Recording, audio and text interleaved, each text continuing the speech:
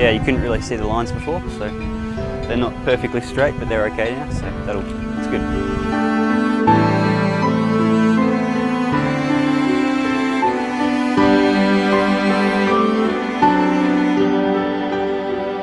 Being here in the Philippines, it's completely different to Australia, and it's really eye-opening. Just like the way the people live, the way they treat you.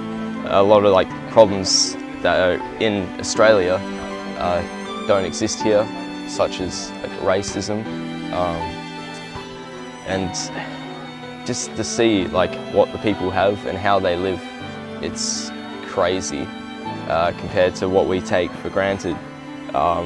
One crazy thing to think about is like the exchange rate of the Australian dollar to their currency, and just how like the difference is like in the prices. It's like a supermarket, you know, you go in there with like $2 Australian and you buy like most of the food that's there, which I find crazy. And then the people only earn like 200 to 300 pesos a day, and that's like on a good day, and that's like, you know, like $5 Australian bucks. Really. I chose to come on the Leavers to Leaders camp because I wanted a new experience in life. Usually I just sit around at home and I don't really put myself out to do anything, so when the opportunity to come over here arose, I jumped at the chance. So far it's been a very memorable experience, and it's definitely not one I forget, meeting all of these guys here, and it's not something I'm easily going to forget, and I feel like this trip has impacted me for what will be the rest of my life. It's going to be a bit difficult to say goodbye when it comes to the end of it. But yeah, I've really enjoyed myself here.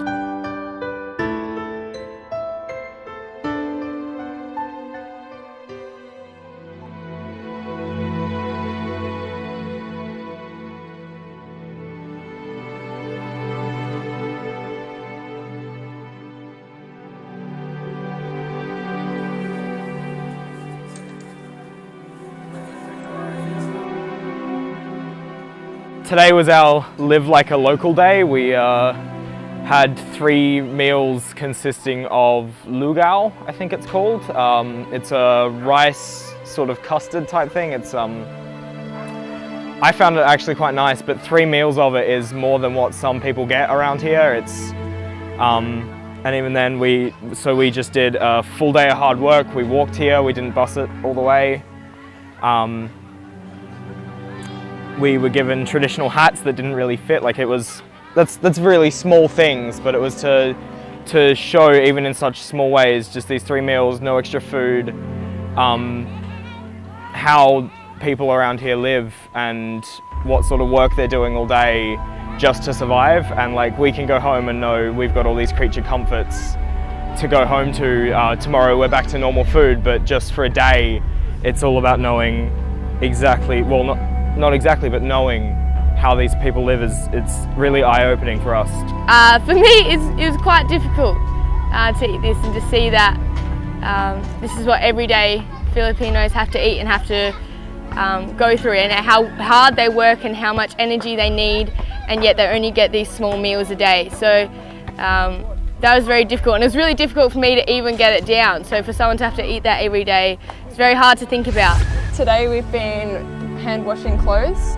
To hand wash clothes in the Philippines, you have to wet the clothes first in a rinsing bucket, then use a bar of washing powder, like soap, to clean the stains off and rub the clothes together to get the stains out. Then you need to use another bucket of rinsing water so that the smell goes away properly. It takes much longer than washing does in Australia, and Filipino people only wash their clothes once a week on a Saturday, and it can take up to 5 hours to do washing for a whole family's clothes for the week.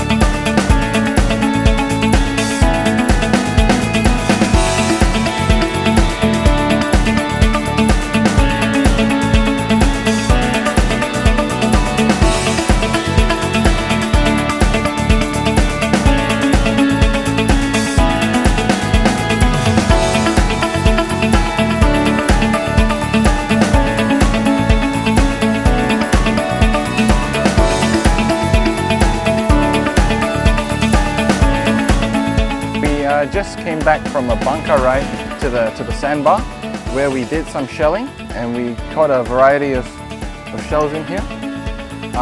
It's quite tough to find them, but we found some. So.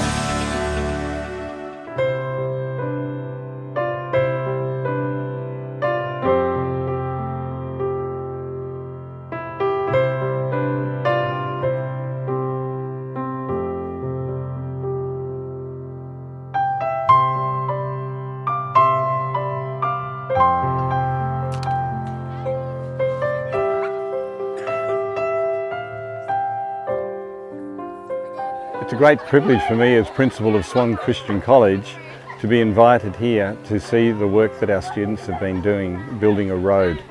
And we're very proud of the work. It's hard work and they've been working for a long time now in quite hot and difficult conditions. It's also been a pleasure to be part of a community and to be able to work with the community and share with them. And special tribute must be paid to Renee Donison. And the road's been named after Renee as Donison Road. Renee raised money up in Mundaring for the road, and she did a lot of work back at the school.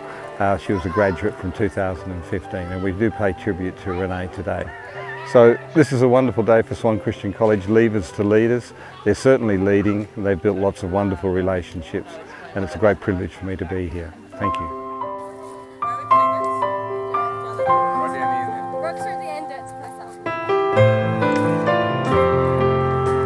I came here last year and I saw the community and I made connections and I saw the desperate need that they needed a road. And back at home we take all those sort of things for privilege, and to see them crawling through the mud, it broke my heart. So when I went back home, I wanted to give back to the community and show them that we do care and love them back home. And so I got together and I looked at how much material things that I have and saw that I had so much where they had so little. So I took everything that I could find, clothes, shoes, furniture, plants, anything donated and things that I had, and I made a huge market that we sold all these things at to try and raise funds for this road that is being built. And this road is more than just a road for transport, it's a symbol of our friendship. They deserve it. They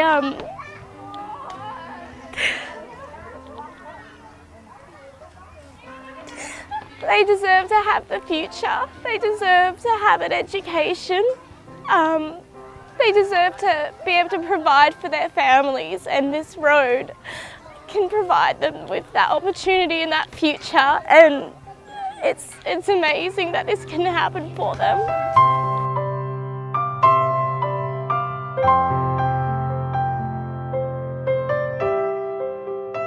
It feels really good to help the community. I mean, there's a lot of us here, but we're all individually putting 100% into it, and it just fills you with lots of joy with helping all these kids and giving them something that they can use for a long time.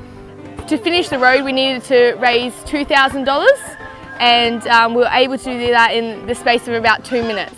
So that was really incredible to see the whole team come together and yeah, just to pitch in, and really you see that all the team really care and really compassionate to the community, and you see that they want to really help out to build this road so that the kids can go to school, that they can set up their fish market again. Yeah, and that was really something that, you know, really touched my heart to see that all of these Australians on the other side of the world, only been here a few days, yet they were so compassionate and so willing to just give their money to make this road for these people. It's really nice to see everybody working together, especially working with the locals. It's really nice just to get in touch with them and really help them out, as well as they're helping us to help them out, if you know what I mean. So yeah, it's great. It's been a real big honour to help everyone and know that what we are doing is not just for the benefit to get the school out and just build a road. It's actually going to affect the village in like services, because before we were told a story about like the crab trucks not being able to get to the other end of the road, and therefore their contract with this crab company was cancelled. Therefore, we're building the road, but not just for money to flow into the village, for the kids to actually get to school as well, so they've got a better path to walk on and all that as well, because some days they weren't able to get through the mud because it was that thick. You wouldn't be able to get through it. Yeah.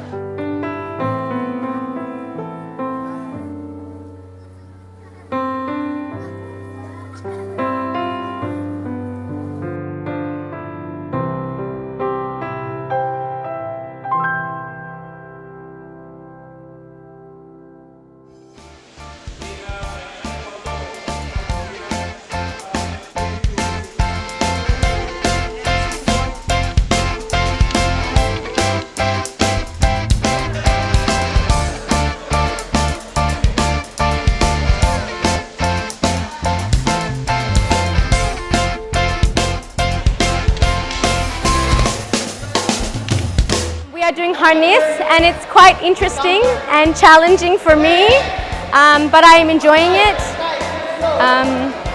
This is a Filipino martial arts. It's very interesting, very different.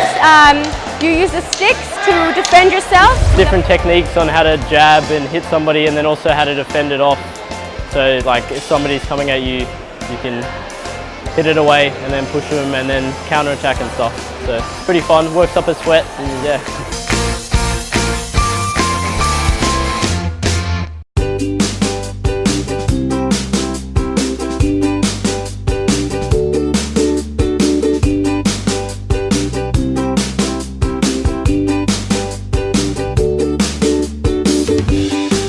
We're here at Bulanon National High School.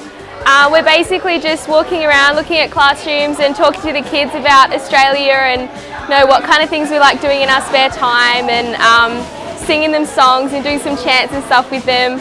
It's really great to see how excited these kids are just to see us, and then how happy they all are. They're all so friendly and they're always smiling and always ready to take a selfie. Today is our last day in Sagay and we're visiting the local school, and I've just had the opportunity to play drums with some of the Filipino students here. It was good fun and great to see how the similarities and differences between drums here in the Philippines and back home in Australia. And I'm very thankful that they let me use their equipment and join in with them.